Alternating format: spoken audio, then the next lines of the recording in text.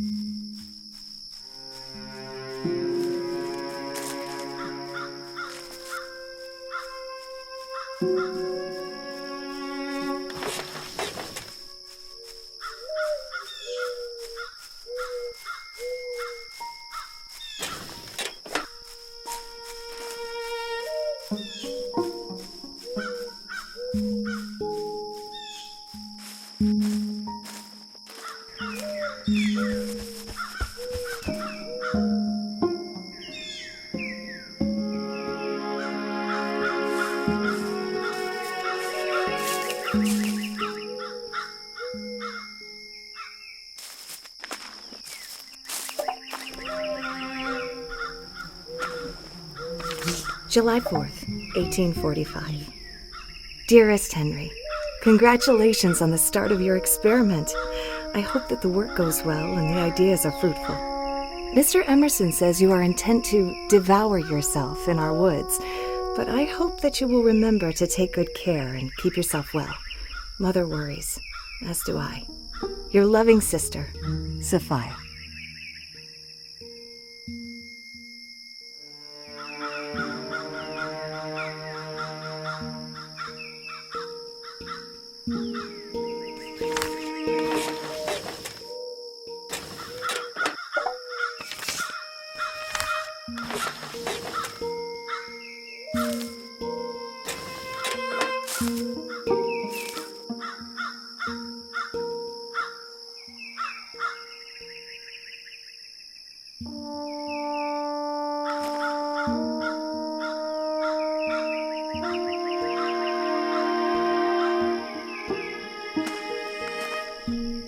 Interesting.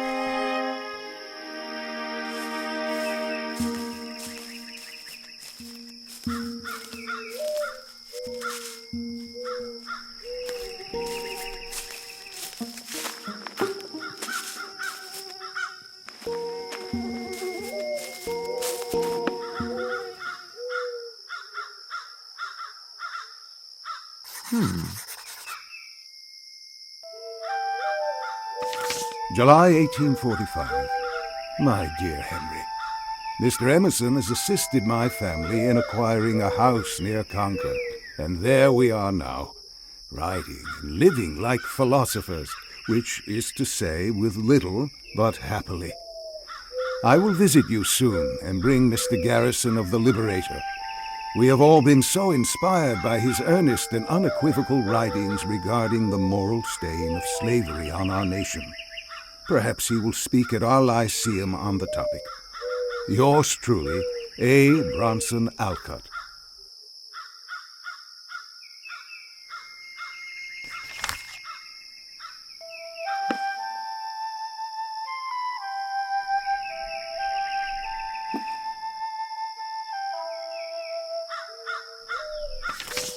July, 1845.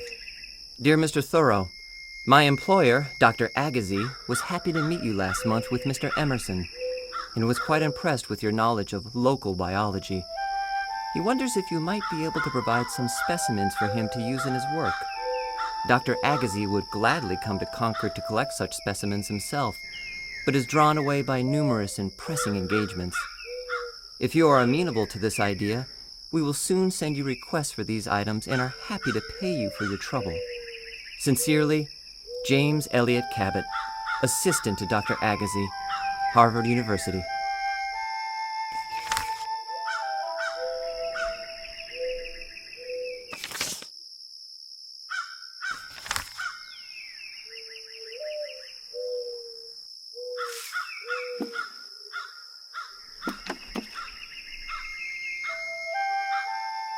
There is some of the same fitness in a man's building his own house that there is in a bird's building its own nest. Who knows but if men constructed their dwellings with their own hands and provided food for themselves and families simply and honestly enough, the poetic faculty would be universally developed, as birds universally sing when they are so engaged.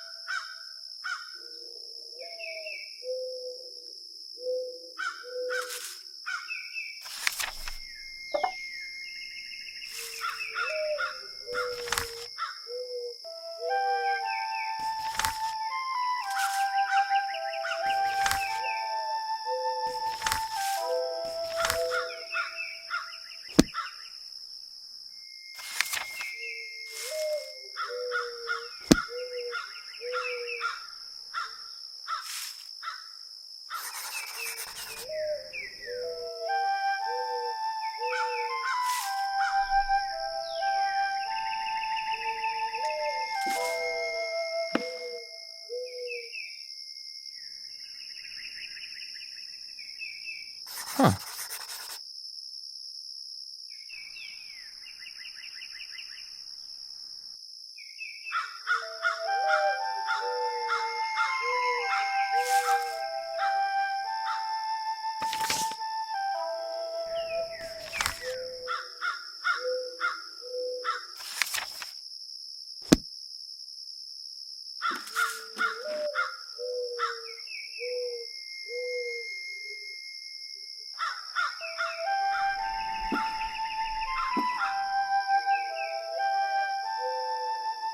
"What are you doing now?" Emerson asked. "Do you keep a journal?" "So I make my first entry today."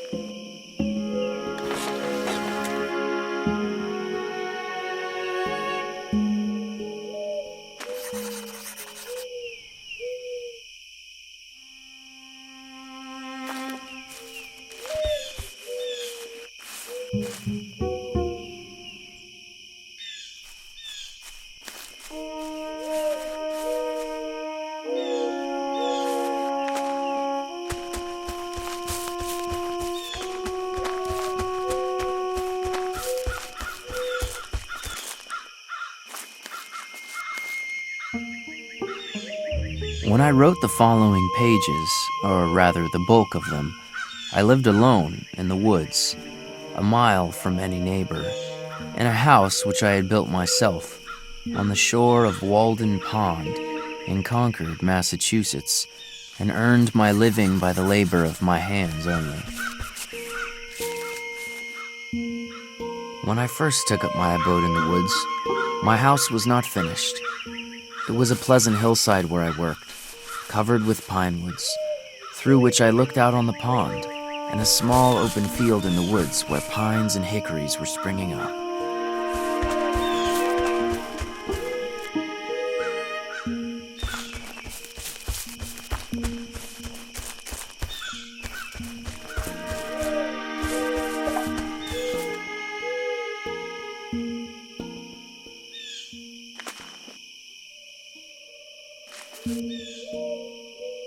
Wishing to earn $10 or $12 by some honest and agreeable method, in order to meet my unusual expenses, I planted about 2.5 acres of light and sandy soil, chiefly with beans.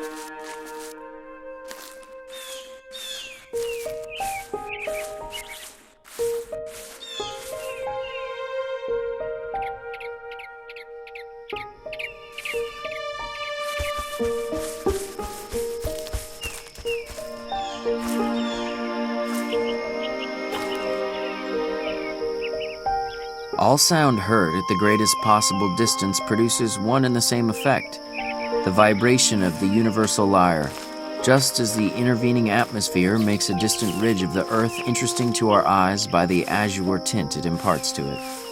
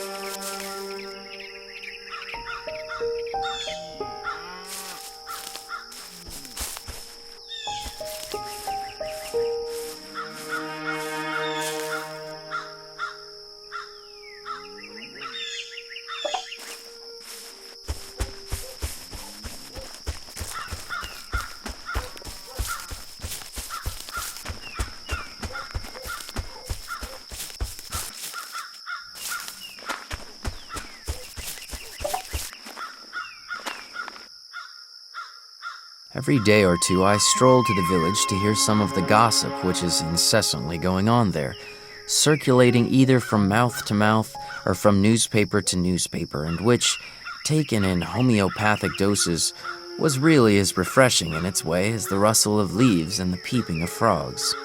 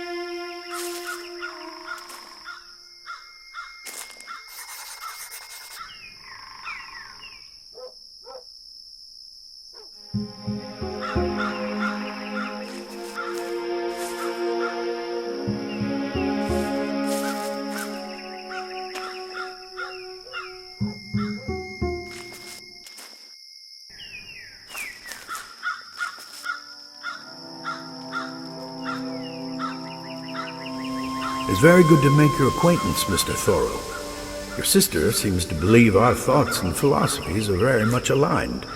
It is good to find a youth so interested in the finer fruits of thought.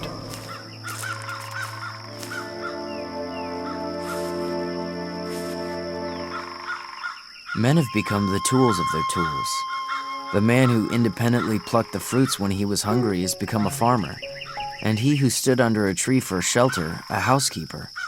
We now no longer camp as for a night, but have settled down on earth and forgotten heaven.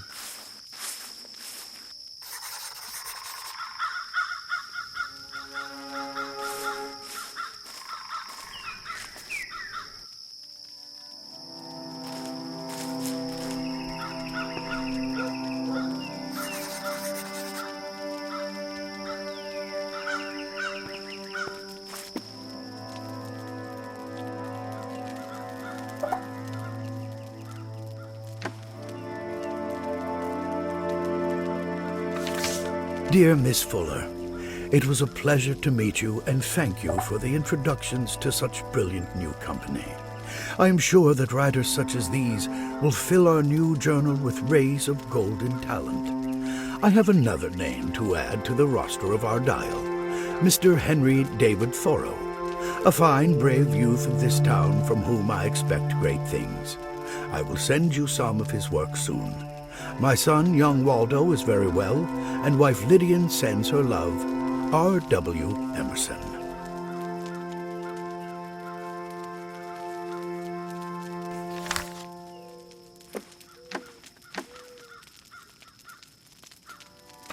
Recommendation for Henry David Thoreau. I cordially recommend Mr. Henry D. Thoreau, a graduate of Harvard University in August 1837, to the confidence of such parents or guardians as may propose to employ him as an instructor. I have the highest confidence in Mr. Thoreau's moral character and in his intellectual ability. He is an excellent scholar, a man of energy and kindness, and I shall esteem the town fortunate that secures his services. R. Waldo Emerson.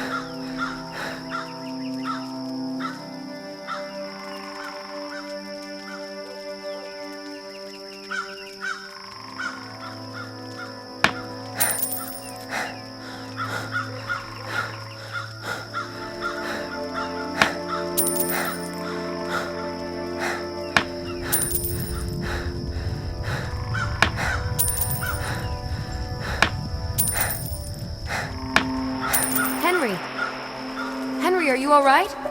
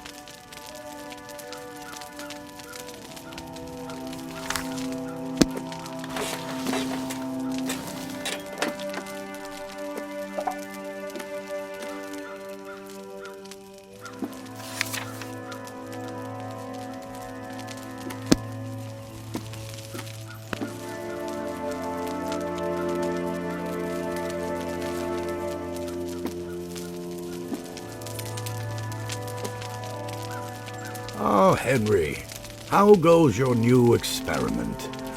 Has genius struck yet at my woodlot? No genius yet, only some summer hares. Well, I'm sure your muse will find you soon. Time in the woods has always given you inspiration. Since you're here, I could use your assistance with some research I'm doing for you. Certainly. Oh, thank you. I know you're quite busy with your own work, but I need help finding my copy of Homer's Iliad. I saw that you were reading it down by a new cabin. Do you still have it there? I haven't seen it, but I can look for it. Wonderful. Let me mark the very spot I think I left it on your map so that you can find it. In the meanwhile, I found some books on bean planting and local wildlife you might find useful. I put them on the table in my library for you. That shouldn't be difficult to find. I'll see you again soon.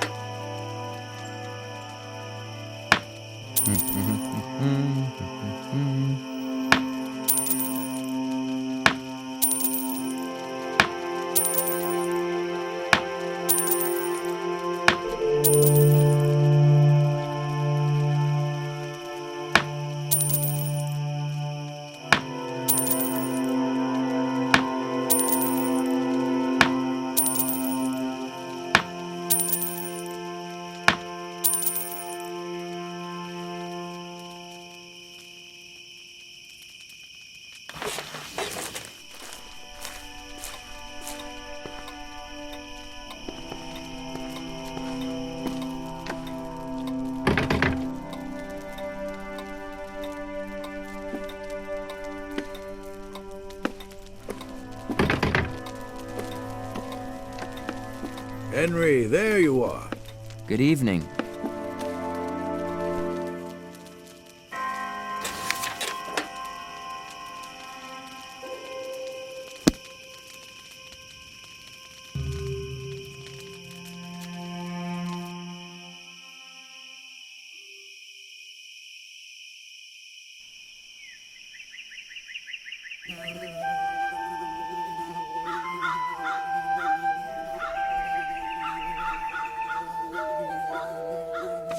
July 1845. Dear Henry, You've told me yourself that it is difficult to begin anything without borrowing, and I know that you can use an axe, so I've left one for you in my front yard by the chopping stump. Do come by any time to fetch it. Perhaps we can discuss the new lecture I am working on while you are here. Your friend, Ralph Waldo Emerson.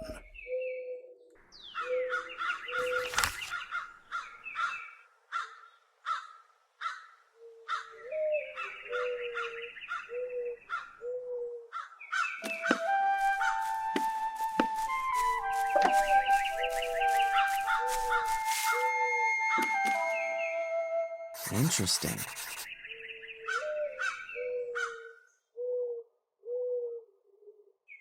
I learned that it would cost incredibly little trouble to obtain one's necessary food, even in this latitude, that a man may use as simple a diet as the animals, and yet retain health and strength.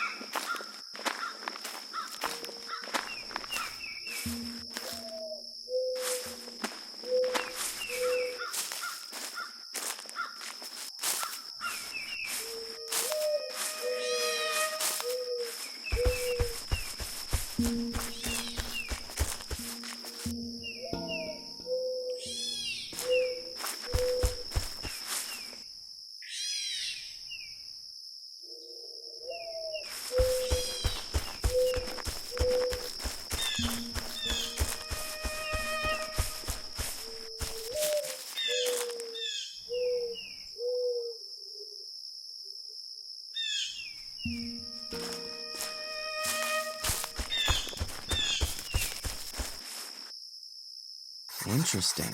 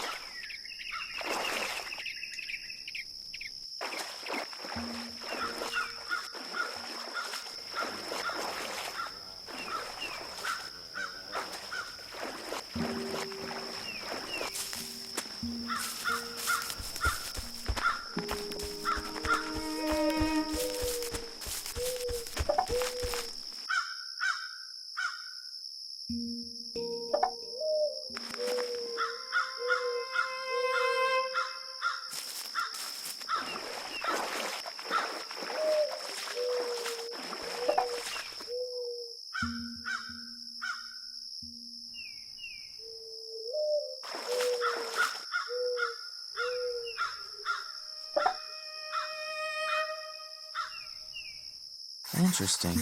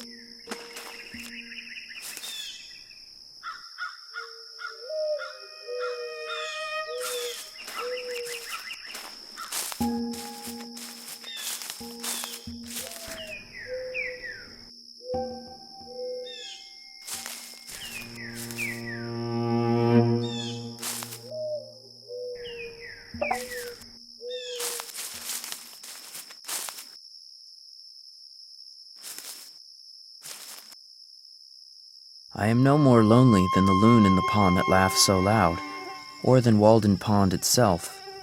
I am no more lonely than a single mullein or dandelion in a pasture, or a bean leaf or sorrel, or a horsefly or a bumblebee. I am no more lonely than the millbrook, or a weathercock, or the North Star, or the south wind, or an April shower, or a January thaw, or the first spider in a new house.